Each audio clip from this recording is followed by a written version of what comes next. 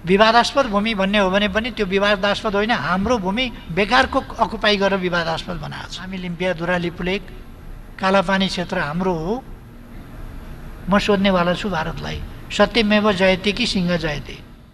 तथाकथित राष्ट्रवादको बाटो, देखावा राष्ट्रवादको बाटो अथवा लम्पसारवादको बाटो, राष्ट्रवाद नहुने बाटो समाउनु हुँदैन।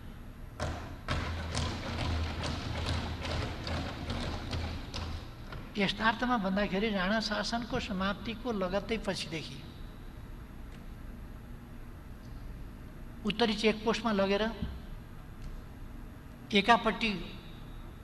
एकापट्टिको छिमेकीको सेना अर्कोपट्टिको छिमेकीको बोर्डरमा लगेर राख्ने खालको अशोभनीय, मन्त्री परिषदको बैठकमा अर्को देशको राजदूत ल्याएर उपस्थित गराएर बैठक गर्ने खालको अशोभनीय खालको यस्ता खालका प्रवृत्तिहरू 17वटा चेकपोस्ट उत्तरतिर राखिए। राष्ट्रियता कमजोर हुने, हाम्रो स्वाभिमान झुक्ने, हामी निहुरिने, हामीले स्वाधीनताको एहसास गर्न त के त्यो परिकल्पना गर्न नसक्ने खालको स्थिति, त्यस्तो हुनु हुँदैन। मैले पहिलेदेखि पनि भन्दै आएको छु, कुनै देशको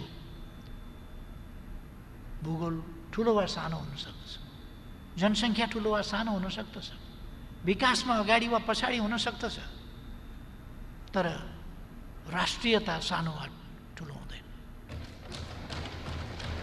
सबै राष्ट्रहरू बराबरीको हैसियत राख्छन् र सबै राष्ट्रहरूले बराबर स्वाधीनताको प्रयोग गर्न पाउनुपर्छ। आफ्ना स्वाधीन, आफ्ना निम्ति र आफूसँग सम्बन्धित वा विश्वसँग सम्बन्धित आफ्ना नीतिहरू आफूले तय गर्न, आफूले कार्यान्वयन गर्न, आफूले अगाडि बढाउन पाउनुपर्छ। हामी कहिले कहिले सुन्ने गर्छौँ, जानै लागेको थियो, फलान देशको राजदूतले भूमिका खेलेर फेरि अडाइदियो। नेपालको अहिलेको सन्दर्भमा नेपालको स्वाभिमानमाथि यस्ता खालका कमजोर निम्छरा वचनहरू कुनै पनि देशले नबोलिदिए राम्रो हुन्थ्यो।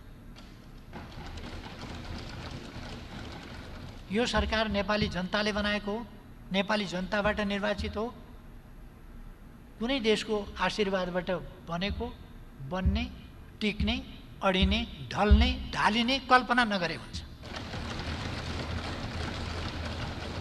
यो नेपाली जनताको इच्छाको प्रकटीकरण हो। एउटा सन्दर्भ चाहिँ मैले सम्झाउनु पर्छ कि जस्तो लाग्छ। नेभिल च्याम्बरलेनलाई हटाएर चर्चिल प्रधानमन्त्री हुनुभन्दा अगाडि च्याम्बरलेनलाई हटाउने सन्दर्भमा ब्रिटिस पार्लियामेन्टमा अति भयो, इनफ इनफ नारा लाग्यो।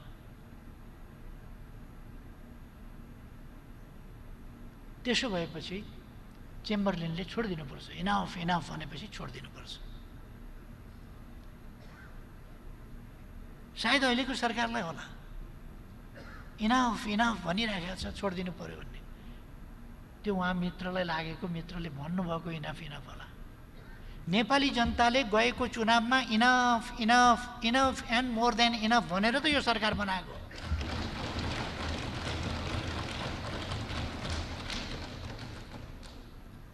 त्यसकारण कुनै भ्रम नरहोस्, म आग्रह गर्न चाहन्छु, इनफ नभनिकन त बनाएको होइन नि।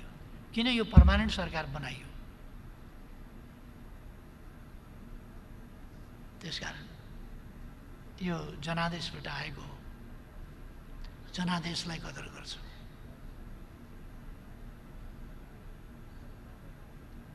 इच्छा गर्न पाइन्छ, म त्यसमा केही भन्दिनँ। अत्यन्त सम्मान साथ सम्झाउन मात्रै खोज्छु। जनताले इनफ इनफ भन्छ कहिले कहिले। पार्लियामेन्टमा त इनफ 6 महिना 9 महिनाका हामीले इनफ देख्यौँ नि त। इनफ देखेनौँ। शक्तिका खेलहरू, समीकरणहरू, यता र उता, को कहाँ कुद्ने, कुदाकुद, दौडादौड आदि, यो सबै पार्लियामेन्टका इनफ पनि हामीले देख्यौँ। सबै कुरालाई इनफ भनेर जवाफ नेपाली जनताले गएको चुनावमा दिएको छ। यो सरकार त्यसैको उपज हो। त्यसकारण यो 1940 तिरको कुरा, अर्को देशको कुरा, त्यो सबै जुत्ता, एउटै जुत्ता सबै खुट्टामा मिल्दैन। यो च्याम्बरलेन र चर्चिलको दृष्टान्त पनि, त्यहाँको जुत्ता 1940 को जुत्ता यहाँ ल्याएर नेपालीका खुट्टामा लाउन खोज्दा धेरै अगाडि बढिसकेको परिस्थितिमा मिल्दैन। कहिले कहिले यस्ता प्रयासहरूले के हुन्छ, भुटोलाई फाँसी दिइन्छ र अनि हक जस्ताको आत्मशासन जान्छ, सुकर्णको हत्या हुन्छ र सुहार्तो जस्ता तानाशाहहरूको उदय हुन्छ। हामीले मार्कोस देखेका छौँ, हामीले इदी अमिन देखेका छौँ, हामीले अरू यस्ता थुप्रै तानाशाहहरू देखेका छौँ। हामी भन्न चाहन्छौँ नेपालमा कुनै तानाशाहको उदय हुन सक्दैन। कुनै तानाशाह अब फर्केर आउने कल्पना नगर्दा हुन्छ, कुनै तानाशाह नयाँ तानाशाह निस्किन्छु भन्ने कल्पना पनि नगर्दा हुन्छ। अब नेपालमा अधिनायकवादको सम्भावना छैन र नेपाल डेमोक्रेसीबाट पछि हट्दैन। हामीले नेपालको नयाँ नक्सा मन्त्री परिषदबाट हिजो प्रकाशित गरेका छौँ। लिम्पियाधुरा, लिपुलेक, कालापानी सहित हाम्रो भूभाग हो। 18 सालसम्म त्यहाँ जनगणना गर्ने, तिरो उठाउने काम भइरहेको थियो। त्यसपछि तिरो उठाउने जस्ता कामहरू जान नदिने, त्यहाँ रोक्ने खालका कामहरू भए र खास गरी 1962 सनमा त्यहाँ भारतीय सेना कालापानीमा बसेपछि त्यसभन्दा पश्चिमको भूभागतर्फ जान हामी ब्लक भयौँ, हामीलाई ब्लक गरियो र त्यस बेलाका शासकहरूले त्यस कुरालाई सहेर बसे र त्यो विषय ताजा विषयको रूपमा नभएर ओझेलमा पर्दै गयो। वर्तमान सरकारको तर्फबाट प्रधानमन्त्रीको हैसियतले म यस गरिमामय सदनलाई अवगत गराउन चाहन्छु। अब लिम्पियाधुरा, लिपुलेक र कालापानीको विषय ओझेल पर्न वा सेलाउन दिइने छैन। यसको निष्कर्ष निकालिन्छ। यसको यो हाम्रो भूभाग हामी फिर्ता लिएर जान्छौँ। फिर्ता लिने अठोटका साथ नै भारतले आफ्नो भनेर नक्सा विवादास्पद भूमि भन्ने हो भने पनि त्यो विवादास्पद होइन, हाम्रो भूमि बेकारको अकुपाई गरेर विवादास्पद बनाएको छ। त्यसकारण हामीले यसमा कोही रिसाउँछ कि भनेर, हामीले अर्गेल गरेको भए पो रिसाउँछ कि भन्ने ठान्नुपर्ने आवश्यकता, हामीले अर्गेलै गरेको छैन। त्यसकारण यस विषयलाई सेलाउन पनि दिँदैन र कूटनीतिक वार्ताको माध्यमबाट ठोस पहल गरिनेछ र यो भूभाग फिर्ता ल्याइनेछ। यही अठोटका साथ हामीले जसरी हामीले नीति कार्यक्रममा प्रस्तुत गरेका थियौँ, सम्बोधनमा आएको छ, हामी लिम्पियाधुरा, लिपुलेक, कालापानी क्षेत्र हाम्रो हो र त्यो फिर्ता लिन अथवा त्यसलाई प्राप्त गर्न हामी ठोस रूपमा कूटनीतिक प्रयास गर्नेछौँ र फिर्ता लिनेछौँ। तदनुसार त्यो भूभाग समेत सामेल गरेर हामी नेपालको नक्सा, नयाँ नक्सा तयार गर्नेछौँ भनेर नीति तथा कार्यक्रममा आएको थियो। यो कुनै चलाखीको हिसाबले तथाकथित राष्ट्रवाद देखाउनका लागि यो गरिएको होइन। त्यसो भन्नु पनि ठिकै हो। तथाकथित राष्ट्रवाद बोल्ने अभ्यासका प्रचलनहरू देखिआएको भोगिआएको परिस्थितिमा त्यसो आकलन गर्नु पनि त्यति अस्वाभाविक होइन होला। तर अहिलेको सरकारको तर्फबाट म भन्न चाहन्छु, यो कुनै तमासा गरिएको होइन, यो देखावा गरिएको होइन, यो यथार्थमा फिर्ता लिनका निम्ति गरिएको हाम्रो विभाग हो र हामी फिर्ता लिन्छौँ। नक्सा प्रकाशित पारित भएको छ, हिजो प्रकाशित आज भोलिसम्ममा होला।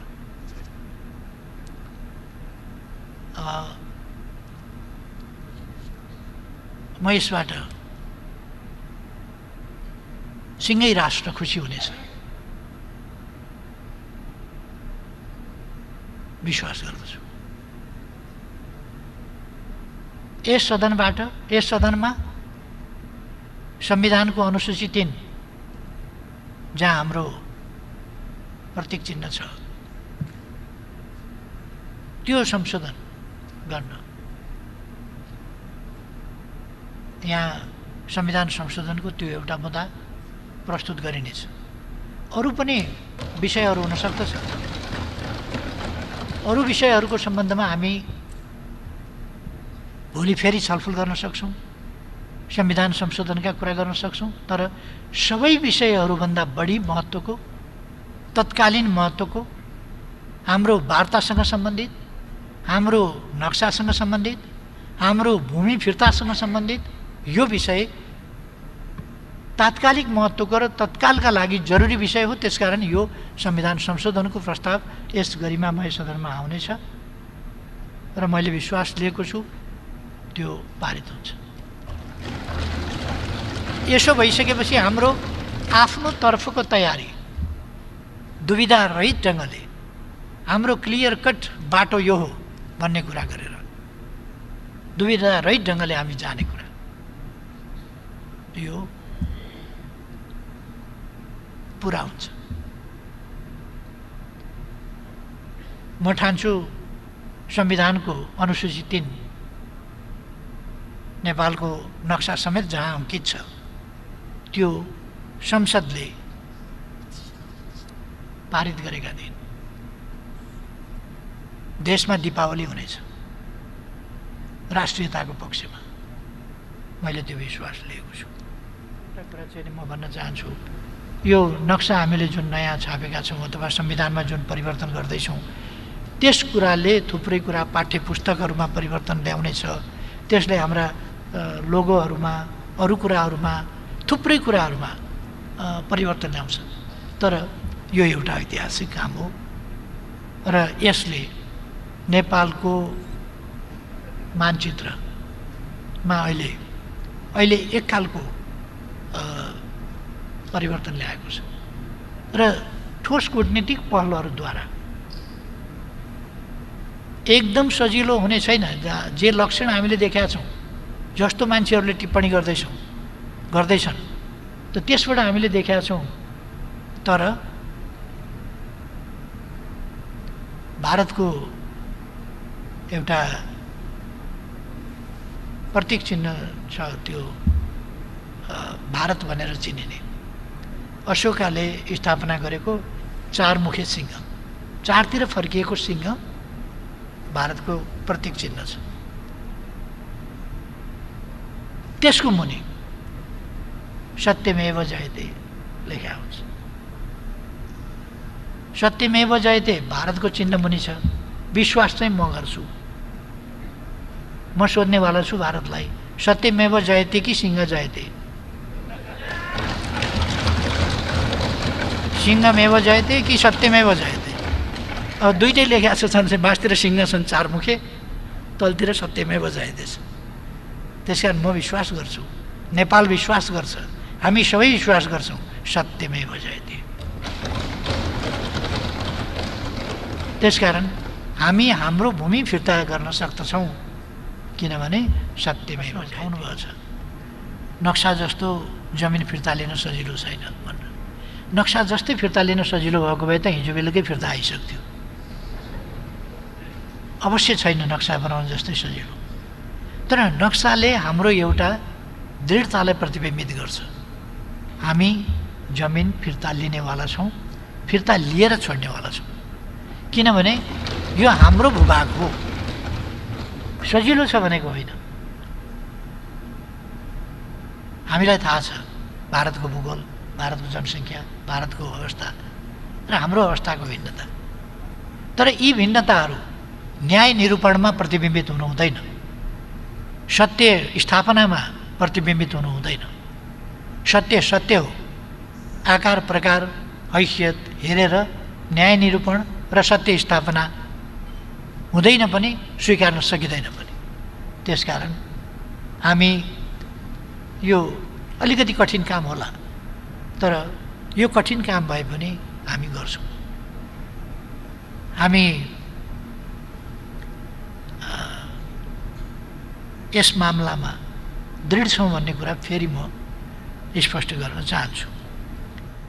भारत वार्तामा बस्छ कि बस्दैन भनेर अलिकति विलम्ब भएको छ, तर वार्तामा नबस्ने भन्ने कुरा मलाई लाग्दैन। वार्ता हुन्छ, वार्ताद्वारा हामी तथ्य प्रमाणहरू वार्ताको टेबलमा प्रस्तुत गर्छौँ। हामी कुनै उत्तेजनामा छैनौँ, आवेशमा छैनौँ, हामी गम्भीर छौँ र त्यो गम्भीरताका साथ तथ्य प्रमाणका आधारमा अत्यन्त मैत्रीभावका साथ नेपाल र भारत दुईटा छिमेकी मित्र राष्ट्रहरू हुन्। यो मित्रता ऐतिहासिक छ। यो मित्रता अनेक हिसाबले सांस्कृतिकदेखि लिएर थुप्रै पक्षहरू, आर्थिक पक्षहरू, सामाजिक पक्षहरू, अनेक पक्षहरूबाट बाँधिएको पनि छ र यस्तो मित्रतामा कुनै पनि कुराले दरार पैदा गर्न दिनु हुँदैन। यस्तो मित्रता पारस्परिक सम्मान, समानता, न्यायको आधारमा एक अर्काका सार्वभौम सत्ता, भौगोलिक अखण्डता, स्वाधीनतालाई स्वीकारेर त्यसलाई व्यवहारमा अमल गरेर हामीले सुदृढ गर्नुपर्छ यो मित्रता।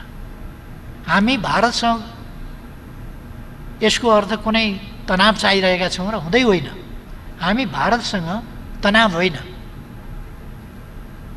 तनाव रहित, सुमधुर, समस्या रहित मित्रता चाहन्छौँ। भारतको वर्तमान सरकारले नै यो समस्या खडा गर्यो भन्ने अहिले आएर बाटो उद्घाटन गर्यो होला, बाटो अलिकति खन्यो होला अथवा नक्सा छाप्यो होला, तर हाम्रो भूभाग भारततिर परेको वा भारतले कब्जा गरेको अहिलेको सरकार हुँदा होइन, त्यो पहिले इतिहासको कुरा हो। हाम्रो तर्फबाट छोडिएको अथवा नजरअन्दाज भएको पनि अहिलेको सरकारको समयमा होइन, त्यो इतिहासको त्रुटि हो, गल्ती हो। दुईटै सरकारले ती इतिहासका त्रुटिहरूलाई, ती गल्तीहरूलाई सच्याउनु पर्दछ। अब ती गल्ती कायम रहन दिनु हुँदैन। ती गल्ती सच्याएर मित्रतालाई सुदृढ गर्नुपर्दछ, उचाइमा लानुपर्दछ। आफ्नो आफ्नो भूमि आफूले चर्चिने, आफ्नो आफ्नो नक्सा यथोचित ढङ्गले गर्ने। हामीले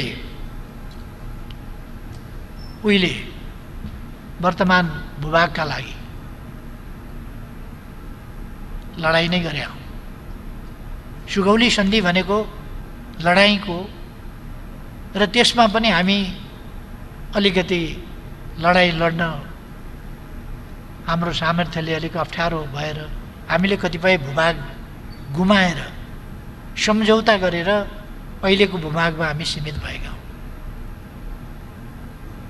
त्यति बेला लडाइँको बेला गरिएको सम्झौता आज लडाइँ नभएका बेला, सुमधुर मैत्री सम्बन्ध कायम भएका बेला, यस्तो बेलामा लडाइँका बेला स्वीकारिएको सिमाना शान्तिपूर्ण मित्रताका बेला थिचोमिचो गरिनु, अतिक्रमण गरिनु कदापि वाञ्छनीय हुन सक्दैन, कदापि ग्रहणीय हुन सक्दैन, त्यो स्वीकार्य हुन सक्दैन। त्यसकारण हामी भारतसँगको मित्रतालाई सुदृढ बनाउनका लागि, पारस्परिक मित्रतालाई अझ उचाइमा लानका लागि 21औं शताब्दी सुहाउँदो सार्वभौम समानताका आधारमा, पारस्परिक न्याय र सम्मानका आधारमा, लाभका आधारमा हामी यसलाई विकसित गरेर लिएर जान चाहन्छौँ। अहिलेको सीमा विवाद हामीले टुङ्ग्याइहालौँ, अब वार्ताद्वारा यसलाई टुङ्ग्याउँ, तथ्यका आधारमा टुङ्ग्याउँ भनेको दुश्मनी होइन, वैरभाव होइन, मित्रभाव हो। हामी भारतसँग पूर्ण मित्रभावका साथ यो प्रस्ताव गरिरहेका छौँ। कृपया हाम्रो भूमि फिर्ता गर्नुहोस्। वास्तविक मित्रता, मनदेखिको मित्रता।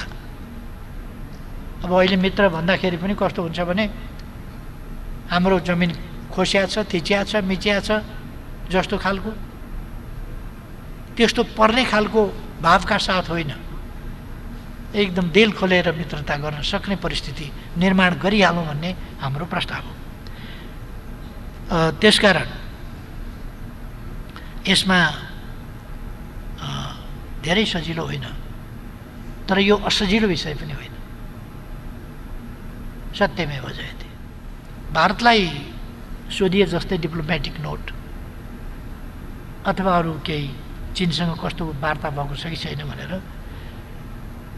हाम्रो सरकारी प्रतिनिधिले चीन सरकारका अधिकारीसँग कुरा गर्नुभएको छ र चीन सरकारका अधिकारीले यस सम्बन्धमा त्यो परम्परागत हिसाबले एउटा परम्परागत तीर्थ यात्राको सन्दर्भमा र परम्परागत ट्रेड रुटको सम्बन्धमा मात्रै कुरा गरिएको, यसले सीमा सम्बन्धी प्रश्नमा, ट्राइजेक्सन या अन्य प्रश्नमा कुनै असर गर्दैन र यस कुरामा भारतले नेपालसँग पनि कुरा गर्नुपर्छ र यो